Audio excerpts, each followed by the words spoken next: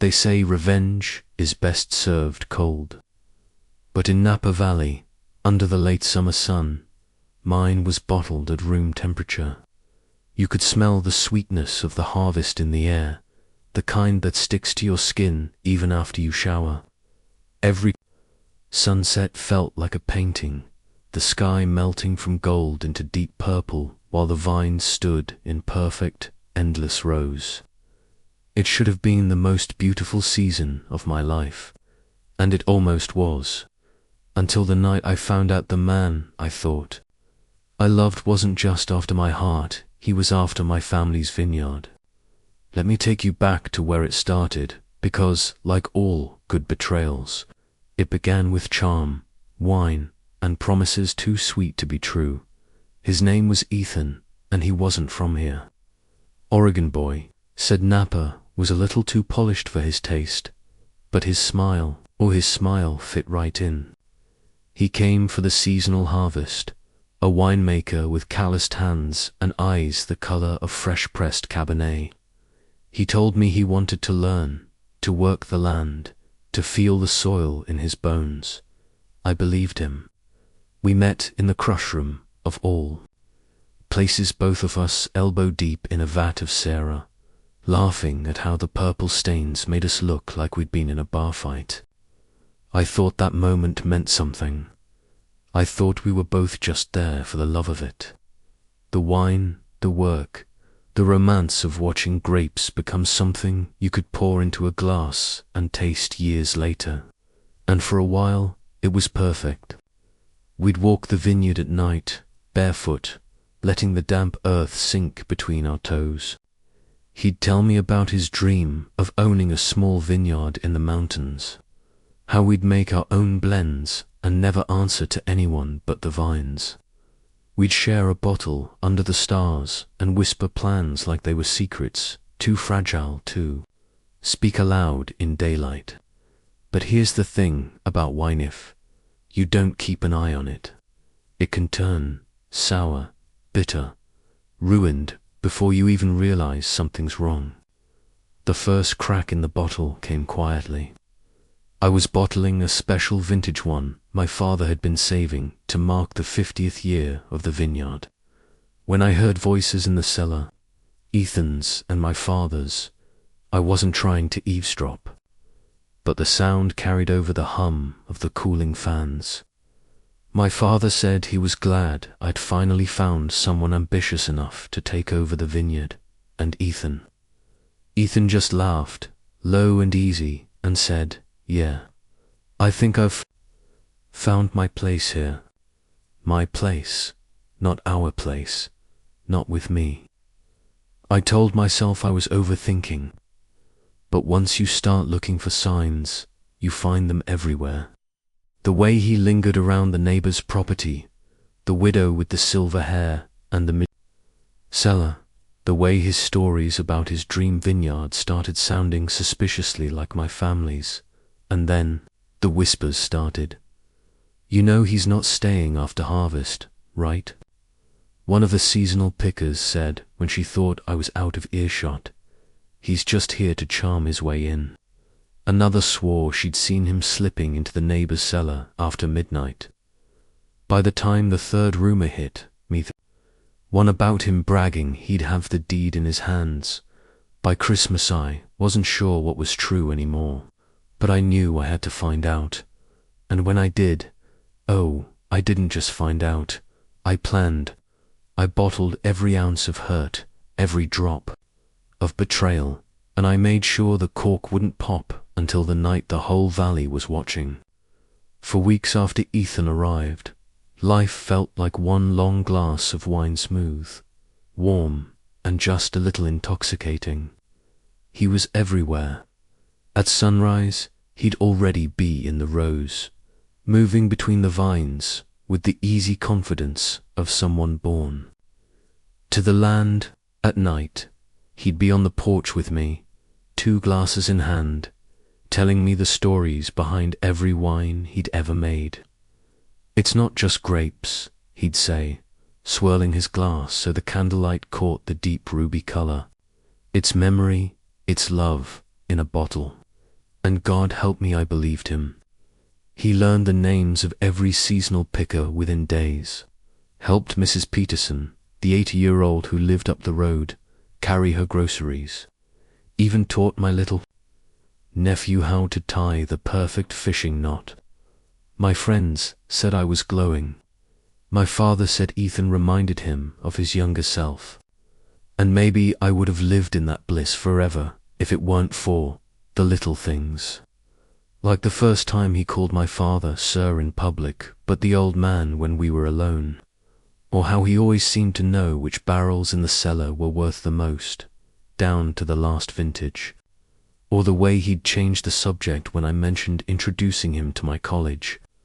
Friends who knew exactly how hard I'd worked to keep the vineyard alive after Mum passed. But love makes you generous. It lets you overlook the tiny cracks, because you want the picture to stay whole. And besides, he made me feel wanted in a way that was almost addictive. One night, we climbed to the top of the North Hill where the old windmill still stands, rusted and creaking in the breeze. From there, you can see the whole valley, our rows of vines stretching out like green rivers. The lights from the neighboring estates twinkling in the distance. He wrapped his jacket around my shoulders and kissed the side of my neck. One day, he whispered, this could all be ours.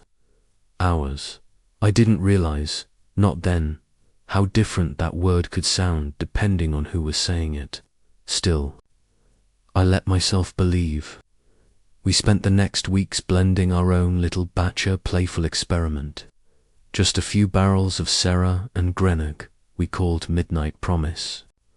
We laughed over the corks popping wrong, got purple stains on our clothes, and talked about putting the first bottle on our wedding table. It felt like a promise, like the future was something I could sip slowly, savoring every drop. But then, the harvest gala invitations went out. The end-of-season celebration is more than just a party, it's when the vineyard shows its soul. New blends are revealed, deals are made, and in a place like Napa, reputation is currency. Ethan was electric, more charming than ever. He worked longer hours, spoke in glowing terms about my father's legacy to anyone who would listen, and even offered to handle the guest wine pairings himself. Trust me, he said, brushing a strand of hair from my face. I want this to be the best harvest gala the valley's ever seen. I smiled. I said I trusted him. But somewhere deep inside, a little voice whispered, do you? And that voice got louder every day. It started small, just a thread of doubt pulled from the edge of a perfect picture. I was in the crush room, sorting through bins of late harvest grapes, when I heard two of the seasonal pickers talking near the back door. Their voices were low, but the sound carried under the hum of the distemper. You know he's not staying after this season, right? One said. What do you mean? Claire's got him wrapped around her finger. A pause, a dry laugh. Please, he's here for the land. Everyone knows that. My hands froze over the fruit, the sticky juice pooling between my fingers. That night, I told myself it was nothing. People talk. Rumors spread faster than wildfire, here especially during harvest, when half the valley is running on caffeine, cheap beer and gossip. But 2 days later, I caught another one. I'd stopped by the farmer's market in town for fresh bread. As I was paying, Mrs. Adler, the widow who owns the neighboring estate, walked past with Ethan, not behind him, not in front of him, side by side, laughing, like old friends, or something else entirely. The baker raised an eyebrow at me.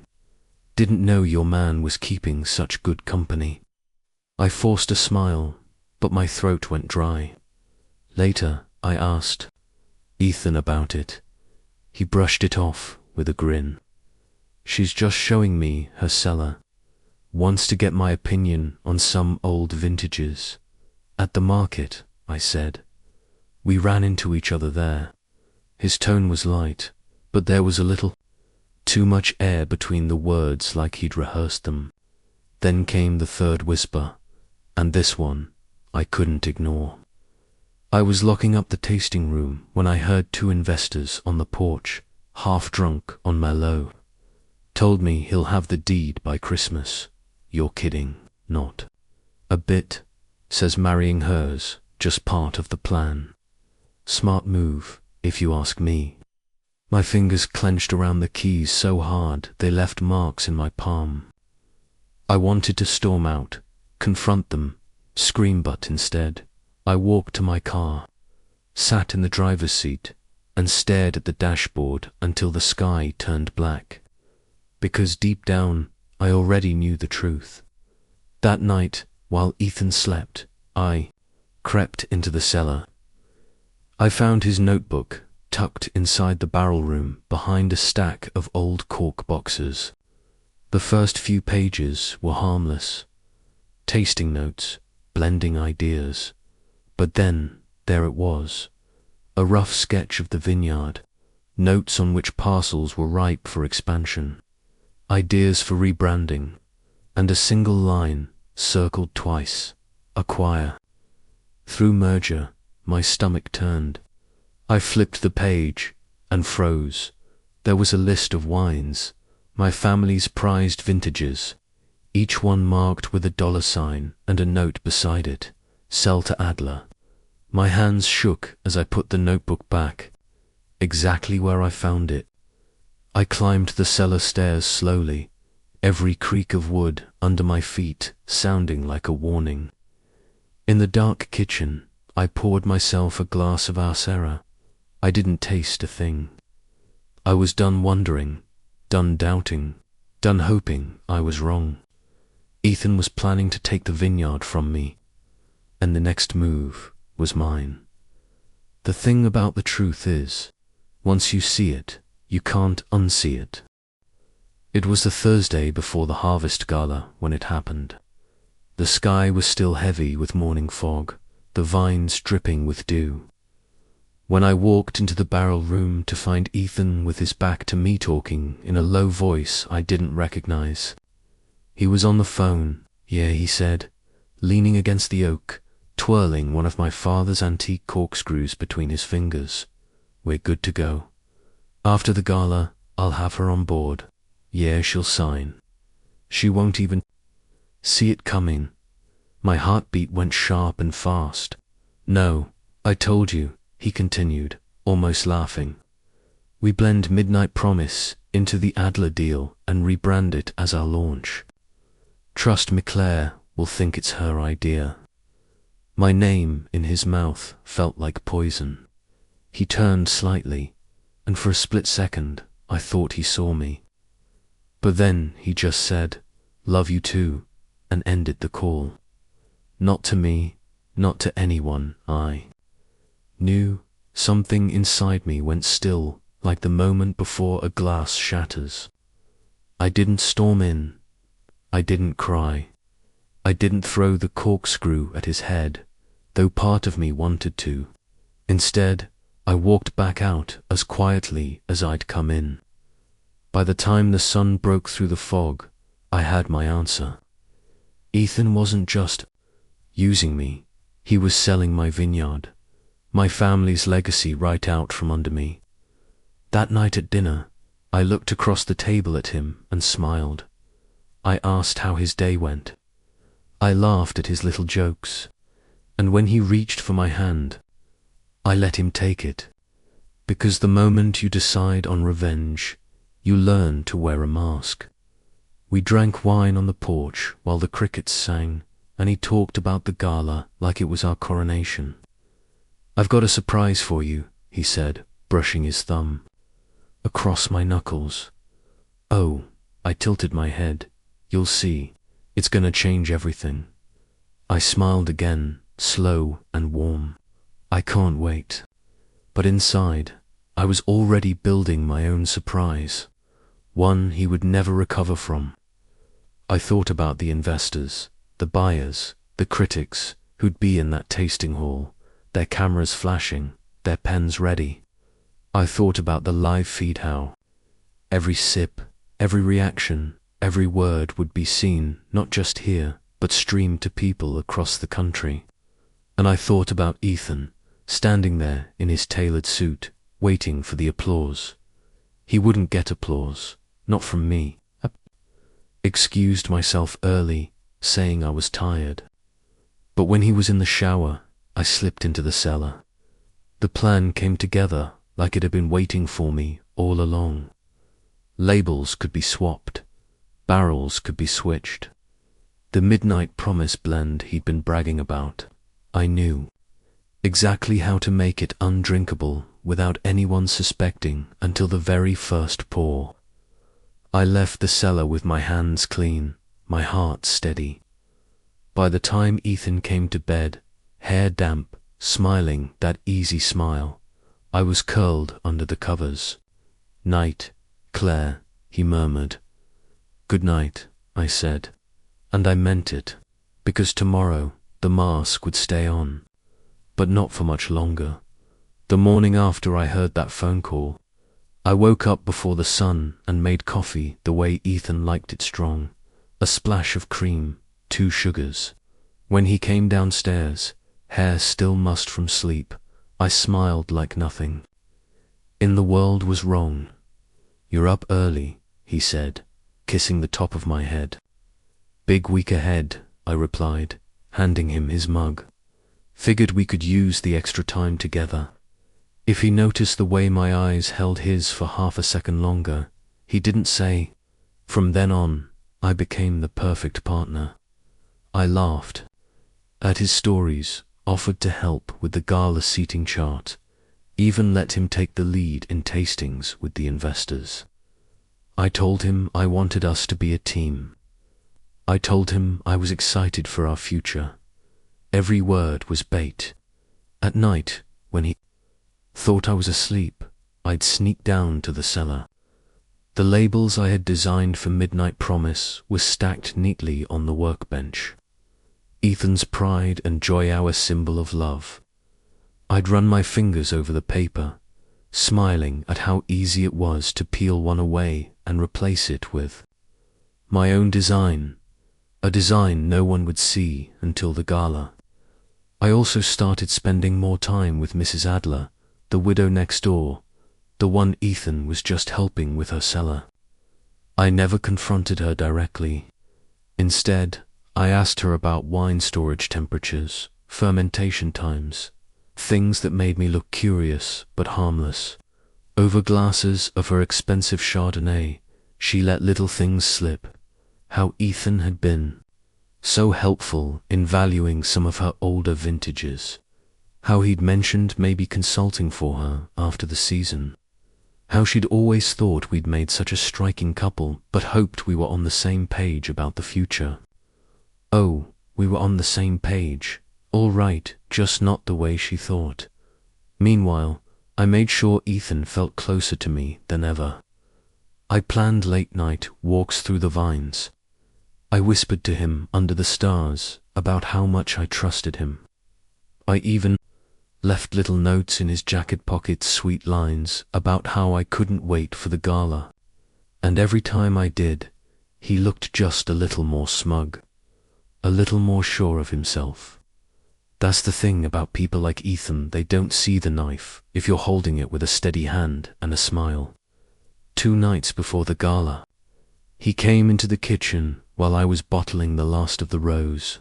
He slipped his arms around my waist and kissed my neck. "I have something planned for you Saturday," he murmured. "It's gonna blow your mind."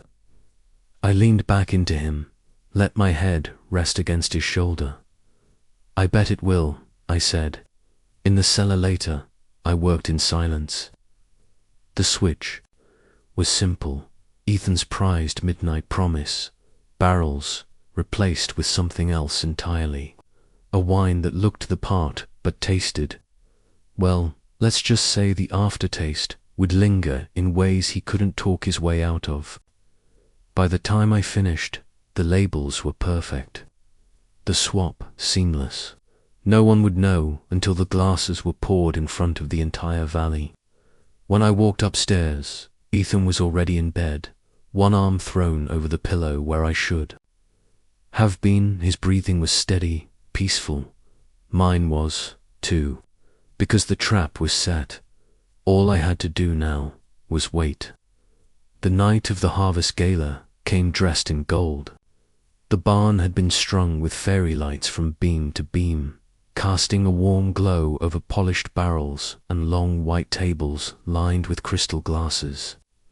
Outside, the last of the sun painted the vines in streaks of amber and crimson, as if the land itself knew it was putting on a show. Guests arrived in close as local winemakers in pressed shirts, critics from San Francisco with expensive pens, buyers in suits that probably cost more than a small car. The air was thick with laughter, the clink of glasses, and the faint hum of the string quartet tucked in the corner. Ethan was in his element.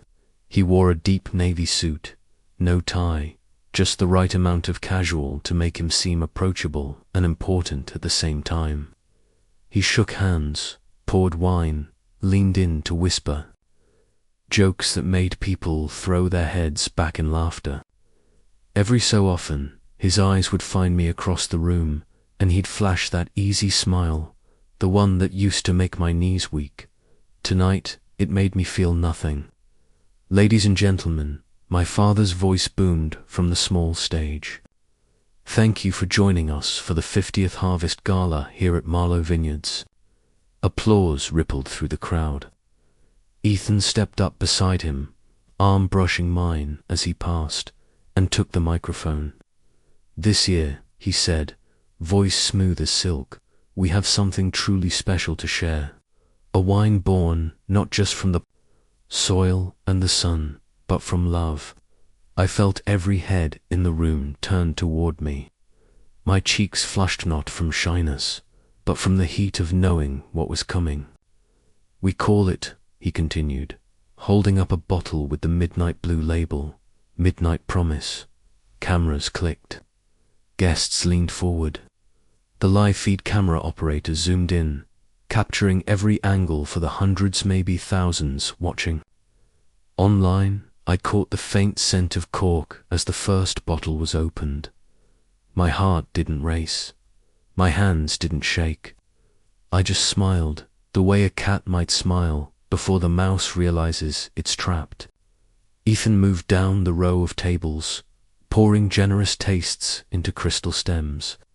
People swirled, inhaled, lips parting to take that first sip, and then, that's unusual. A critic in the front row frowned into his glass. Another sniffed again, hesitating before sipping.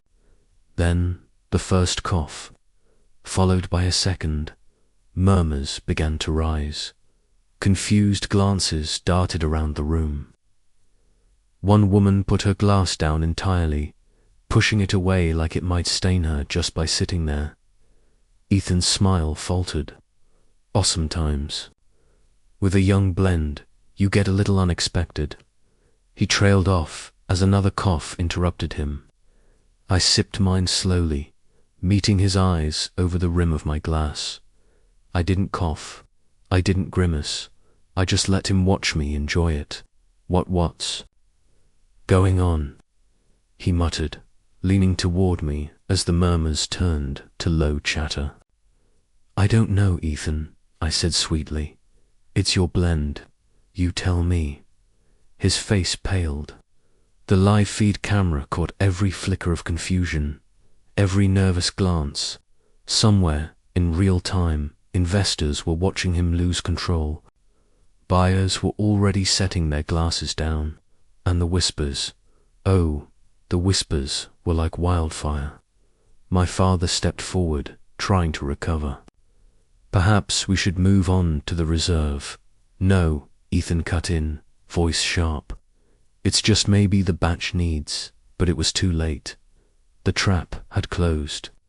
The night's crown jewel had crumbled into ash in his hands, and I hadn't even touched the final blow yet. The sound in the barn had changed. 5 minutes ago, it was polite chatter and clinking glasses. Now it was an unsteady hum of whispers, half-stifled coughs, and the faint scrape of chairs as people subtly shifted away from their wine. Ethan's smile was gone. He moved from table to table, trying to reassure guests, but the charm that had worked so easily all season was slipping through his fingers like spilled wine. "It's just a young blend," he told one couple. They nodded politely, then set their glasses aside like they were handling a dead thing. The critics weren't polite, unbalanced, odd finish, notes of "what is that?" cardboard. Ethan's shoulders tightened with each comment. His voice grew louder, more defensive. No, it's supposed to be complex. It's an innovative, it's flawed," one critic said flatly, pushing his glass away, "and it's live." The camera feed caught that moment perfectly. Critic's hand sliding the glass forward, Ethan blinking in disbelief. I could almost hear the digital ripple as the comments shot across livestream chats and social media hashtags. My father stepped forward, hand on Ethan's shoulder. "Let's move on to the reserve." "No." Ethan snapped, then caught himself and forced a smile. "I mean, let's just give it another try." And that was my cue. I walked up to the microphone, my heels clicking against the wood floor. The crowd turned toward me, curious, expectant. Ethan's eyes darted to mine, confused, maybe a little desperate. "Friends," I began, my voice steady, warm, almost sympathetic. "I think it's time we tell you the story behind Midnight Promise." Ethan froze. "You see," I continued, "this blend was meant to be a symbol of love, trust, partnership, but somewhere along the way," I let my eyes flick to Ethan just for a heartbeat. "Things got diluted." A few guests chuckled softly, unsure if I was joking. I wasn't. "It's a shame," I said, "when something you've poured your heart into turns sour. When you realize it wasn't made with you, but for you. For a purpose you never agreed to." Ethan took a step forward. "Claire," I raised a hand, cutting him off. "And the thing about wine, ladies and gentlemen, is that once it's bottled, there's no going back. You taste what's inside. And tonight, well," I gestured to the rows of untouched glasses, "you've all tasted for yourselves." The silence that followed was heavy. Cameras caught Ethan's flushed face, the twitch of his jaw, the way his hand clenched at his side. Then came the first laugh. Not cruel, not loud, just a quiet chuckle from somewhere near the back. But it spread small, knowing smirks, whispers. The shift from polite curiosity to collective judgment was almost physical. "I think," I said, stepping back from the mic, "we should move on to the reserve." The applause wasn't for Ethan. He stood there for a moment, rooted, like he couldn't decide whether to defend himself or walk away. Finally, he turned, muttering something under his breath, and slipped toward the side door. Cameras followed. Him every step, every glare, every slammed door caught in high definition. By the time the reserve was poured, his absence was the loudest thing in the room, and the valley would never forget it. The gala went on without him.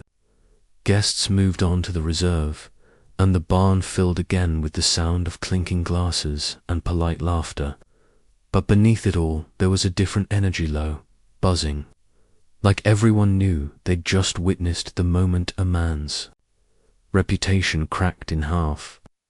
I smiled through the rest of the evening, shook hands, posed for a few photos. To anyone watching, I looked radiant victorious.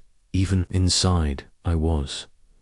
Still, not empty, not full, just still. The livestream replay was already making the rounds by the time I got home. Headlines bloomed on wine blogs and local news sites. Harvest gala debacle. Winemaker walks out after critics comment. What happened to midnight promise? My phone buzzed with messages, friends, colleagues, even strangers. Good for you, he deserved it. Bet he won't forget this night.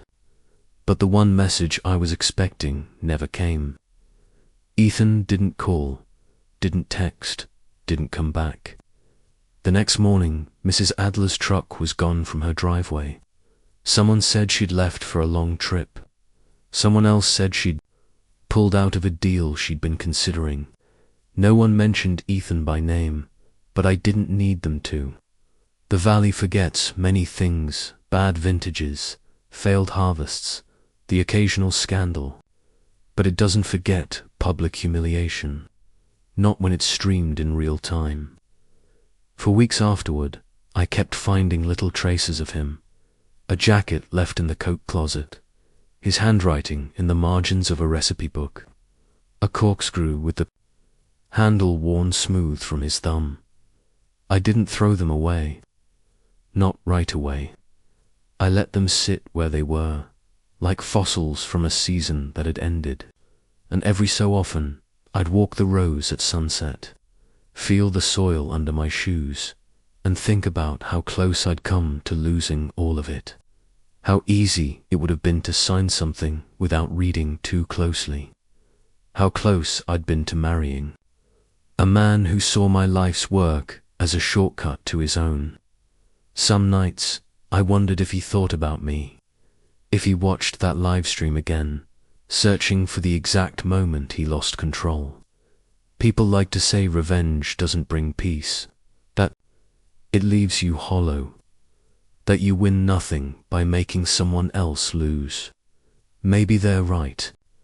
But as I stood there one evening, glass of Syrah in hand, watching the light spill across the vines, I thought about the gala, about the way the crowd had turned, about how quickly he'd vanished into the night, and I smiled. Some say revenge brings no peace, but for me it was the only way.